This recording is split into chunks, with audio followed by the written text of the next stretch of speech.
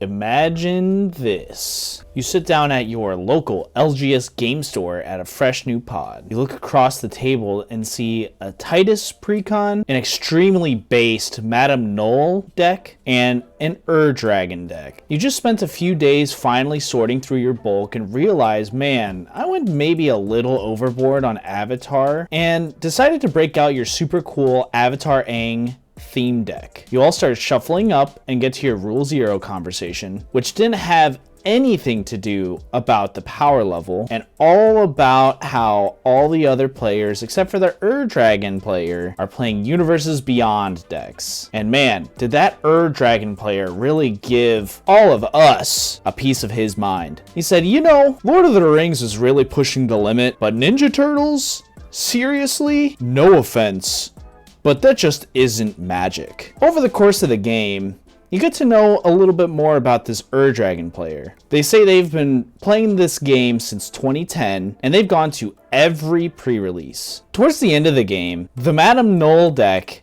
hit a sick cascade off of playing a sloppity Biopiper, causing the Dragon player to lose just enough life to be knocked out. They scoff at their demise, quickly packing up their cards and leaving the table as they look for a new pod. Has this ever happened to you? It's actually kind of happened to me. A few times, really. Maybe not this exact situation, but many times I've been at Commander nights at game stores or conventions, and I've had very similar conversations. Things said like, oh, Universes Beyond is bad, or this isn't the Magic I knew, yet people continue to play this game as often as they can. Hi, my name is Ponzo Live, and this is the series where I try to go inside of the mind of a Magic player in an attempt to put my psychology degree to work. In this video, I aim to explain the behavior that's happening here, the continual playing of the game despite the unhappiness with the Fortnite-ification of it. Tons of people coming from limited and 60 card playing preferences to now seeing that most Magic take place in the form of Commander. From wanting to just own the game pieces to needing to bling out a 100 card singleton deck that is focused less on optimal efficiency and more with optimal whimsy and theme. Why spend so much time grinding day in and day out in a competitive hobby when Magic is now turned into nerd golf? Well, one theory I have, which is keeping players around, is based off of the sunk cost fallacy. What is the sunk cost fallacy? Well, it is a form of cognitive bias where people continue a behavior, sometimes to a detriment, because they have already invested a lot of resources into it. They are not yet satisfied with this investment, despite their large contribution, so they continue. For example, growing up I played a lot of baseball. I was decently good at it, but never really coordinated enough to be great. This was always apparent growing up, and despite my want to try other things, I always just defaulted to playing baseball. I never spoke up and said, hey, maybe I should try a different sport or get into a hobby that's based around computers. For 13 years, I continued to play. And after my junior year of high school, when a freshman started over me the whole year, I decided enough was enough and I'm not playing baseball anymore. This led me to try volleyball and had the most fun I've ever had with a competitive sport. I started every game because I was tall enough to play up front, and I got to know a new group of people very well that I never would have interacted with had I continued playing baseball. Now you might be thinking to yourself, well, if you disliked baseball that much, why didn't you just quit? Well, first, I was afraid of my parents because baseball is like my dad's favorite sport and always wanted his spawn to be like the next Mark McGuire. And if I had asked to quit, he would say back to me, well,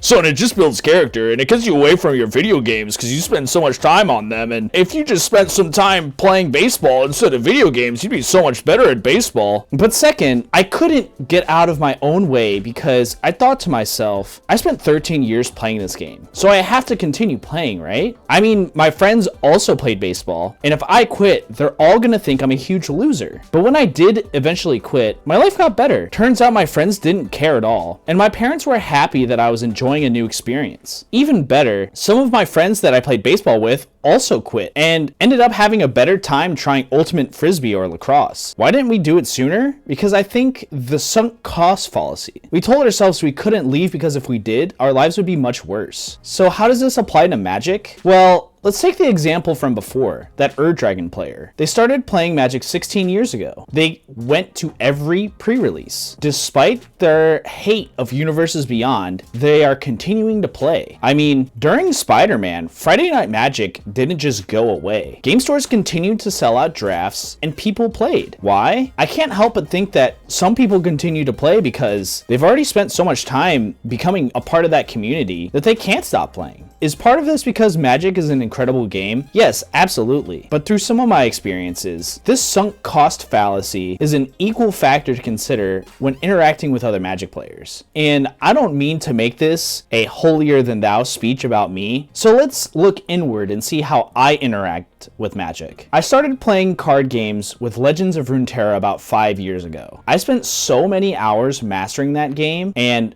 when Riot announced that they were killing it, I was devastated. I had spent so much time learning card games that I have to continue learning a new one because this one's going away, right? So I started playing Magic. I started around Bloomsboro, and I've been to just about every pre-release since Foundations. I bought enough cards to build 9 commander decks, with even more left over to create multiple cubes. I buy cards both in paper and online with pretty much every new set, buy gems when Vintage Cube comes around on Arena, and I have spent countless hours learning synergies, combos, and play patterns in Magic. The last I checked, I was close to about 3,200 games on Arena, which, if each game takes about 6.5 minutes, is around 15 full days just playing the games. Not to mention the weekends playing Commander in person or at conventions, or even drafting. Now, are there facets of Magic that make me want to spend my time this way? Of course, it's a lot of fun, but there is definitely a part of me that believes that I continue to play this game because what else would I do? I've already spent so much time, energy, and money learning the game and acquiring the cards. I owe it to myself to continue playing this game. So what can we do about it? Well, let's look at some of the ways that we can help disprove our fallacy. The first is focusing on the future instead of the past. If I asked myself, if I had not purchased enough cards to build 10 commander decks, would I be still interested in trying out Magic? And for me personally, definitely. I had learned that I loved strategy card games with Legends Runeterra, so it was just a matter of time before I tried out something more in depth like Magic. Another test is how we feel about the time and resource investment. We must come to terms with how much soul we have poured into this hobby and reflect. Am I happy with this? If I was looking at myself objectively and from another person's point of view, am I free of shame or guilt? And for me, maybe there's a little bit of that, but not really. I know I can sell my more expensive cards and not be too far in the hole. And to myself, I love the collecting of physical media, particularly from card games. A third way is thinking through how you would cut your losses. Do you feel like your relationship with the game is failing and the more rational move towards happiness is to move on from it? For me, not really. Sure,